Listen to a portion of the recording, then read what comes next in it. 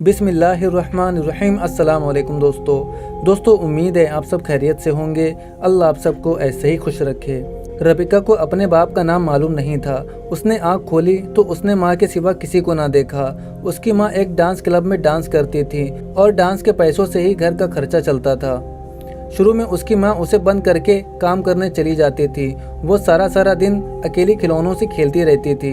एक दिन उसके पड़ोसी ने पुलिस को इत्तला कर दी। पुलिस ने उसकी माँ को वार्निंग दे दी और उसके बाद उसकी माँ ने डे केयर सेंटर में उसे एडमिट करा दिया। काम पर जाने से पहले उसे सेंटर छोड़ती और वापसी पर साथ में ले आती। स्कूल की उम्र को पहुंचकर वो स्कूल में एडमिट हो गई। 14 साल की उम्र में उसने एक बॉयफ्रेंड बनाया और वो यूरोपीय कंट्री के मुताबिक जिंदगी गुजारने लगी। स्कूल की उम्र खत्म हो गई। फ्रांस के कानून के तहत वो मैच्योर हो चुकी थी। जिस दिन उसे आइडेंटिटी कार्ड मिला उसने अपने माँ के घर को भी खैराबाद कर दिया और पेरिस के एक इलाके में शिफ्ट हो गई। वहाँ एक क्लब में वेटर के तौर पर काम करने लगी। उसका फ्लैट भी वहीं एक पुरानी इमारत में था। उसकी जिंदगी एक मशीन की शक्ल इख्तियार कर चुकी थी। वो 12-12 घंटे क्लब में काम करती।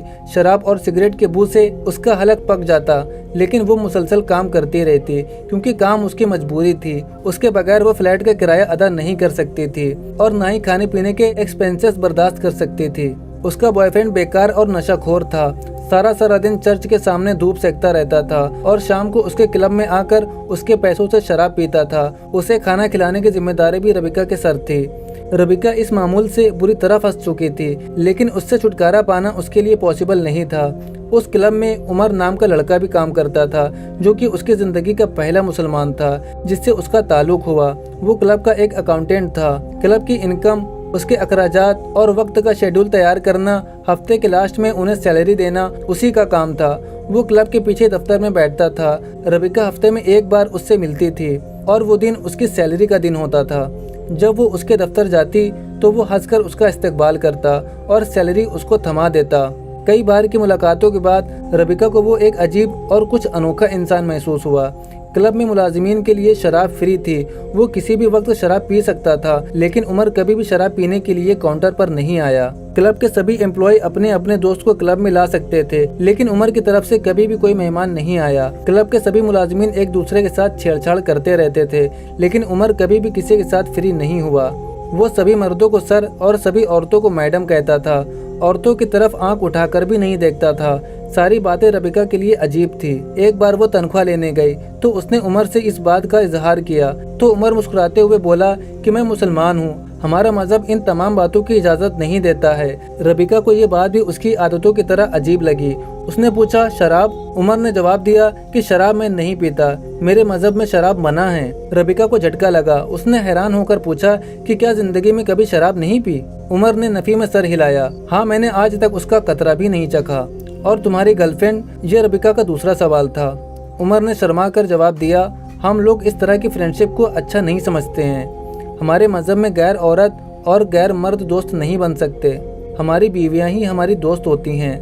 रबिका के लिए ये बात भी बड़ी अजीब थी। बहरहाल वो चली गई, लेकिन उसके अंदर बेशुमार सवाल तड़पते रहे। अब उसका फ्री वक्त उमर के साथ गुजरने लगा। उससे बहुत सारे सवाल पूछती और उमर उसके बड़े धीमे और रवा लहजे में जवाब देता। इन्हीं मुलाकातों के दौरान एक रोज रबिका ने उससे कहा कि मैं तुम्हारे मजहब के बारे में पढ़ना चाहती हूँ। रबिका के इस मुतालबे के जवाब में उमर ने एक और अनोखी बात कही। उससे कहा, पहले तुम्हें अपने मजहब के बारे में पढ़ना चाहिए। तुम एक ईसाई मुआशरे में रहती हो, तुम्हारी माँ भी ईसाई थी, तुम भी बचपन में चर्च जाती रही हो, तुमने गले में सलेब भी लटका रखा है। मेरा ख्याल है कि तुम्हें दुनिया के किसी और मजहब के बारे में पढ़ने से पहले अपने मजहब के बारे में पढ़ना चाहिए, ताकि जब तुम दूसरे मजहब के बारे में पढ़ो तो तुम उसे कंपेयर कर सको।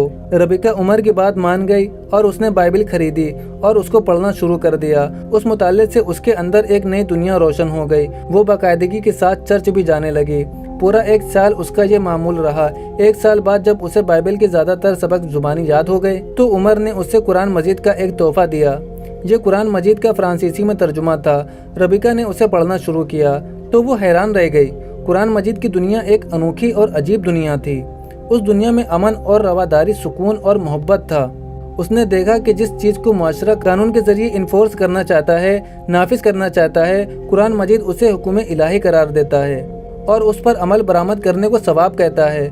पूरा 1 साल कुरान मजीद पढ़ती रही। उस दौरान उमर ने जॉब छोड़ दी और दूसरी जगह शिफ्ट हो गया, लेकिन वो वहाँ से भी उसके साथ मुसलसल राब्ते में रही। ये हफ्ते की एक सर्द सुबह थी। उमर के फ्लैट की घंटी बजी। उमर ने गाउन पहना और दरवाज़ा खोल दिया। बाहर सिया पेटीकोट और स्कार्फ में लिपटी एक लड़की खड़ी हुई थी। उमर ने शाइस्तगी से पूछा, जी मैडम, मैं आपकी क्या खिदमत कर सकता हूँ? मैडम ने नरम लहजे में जवाब दिया, उमर भाई, मैं रबिका हूँ। मैं आपके हाथों इस्लाम कबूल करना चाहती हूँ। उमर उसे अंदर लाया, उसे तहारत का तरीका सिखाया। जब उसने तहारत हासिल कर ली तो उमर ने उसे कलमा पढ़ाया और उसके बाद वो रबिका से राबिया बन गई। ये वाक़या 29,000 फ्रांसीसियों में से एक का है जो अपनी पसंद और कोशिशों से मुसलमान हुई। इस वक्त यूरोप के 4 बड़े मुल्कों पर बरतानिया, फ्रांस, इटली और जर्मनी में राबिया जैसी लाखों मुसलमान मौजूद हैं। मुसलमानों की बढ़ती हुई इस तादाद से अमेरिका के दानिश्वर परेशान हैं, क्योंकि यूरोपीय पॉलिसी साज, वहाँ के दानिश्वर, वहाँ के सहाफ़ी और फिलोसोफर इस नए इनकलाब को हैरत से देखते हैं। वो सोचते हैं यूरोप के मुआशरे में आज़ादी है, कोई क्या कर रहा है यहाँ कोई किसी से नहीं पूछता। मुआशरा लेबल है, 10-10 साल तक पूरे शहर में शादी नहीं होती। मर्द और औरतें आज़ाद हैं, जो जिसके साथ चाहे चली जाए। शराब डिस्को आम है, गरम रेत के नंगे साहिल हैं, काम करने की आज़ादी है, सेहत और तालीम फ्री है, बेरोजगारी अलाउंस मिलता है, कोई भी इंसान काम किए बगैर ज़िंदगी गुजार सकता है। बच्चों की परवरिश वालिदैन के बजाय हुकूमत के जिम्मे है और पूरे मुल्क में मजहब की कोई पाबंदी नहीं है।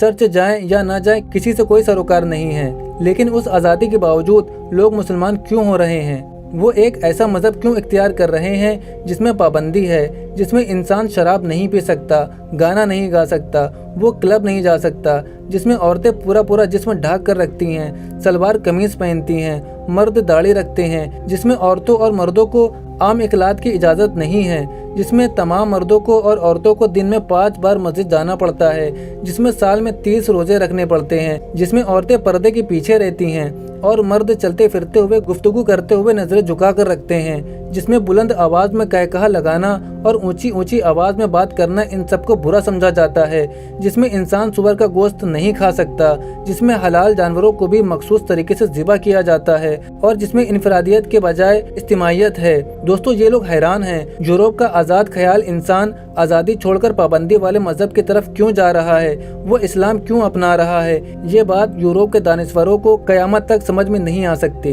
क्योंकि वो लोग इस्लाम को एक फासले और दूरी से देखते हैं। वो करीब से इस्लाम का मुताला नहीं करते। उनमें से जो लोग इस्लाम का मुताला शुरू कर देते हैं वो भी इसी तरह से मुसलमान हो जाते हैं, रबिका से राबिया बन जाते हैं। दोस्तों, वीडियो पसंद आए तो वीडियो को लाइक करें, अपने दोस्तों के साथ इसे शेयर करें। अब मिलते हैं आपसे एक और न्यू मुस्लिम की स्टोरी के साथ। तब तक के लिए अपना बहुत सारा ख्याल रखें। अस्सलामु अलैकुम वरहमतुल्लाहि वबरकातुहू।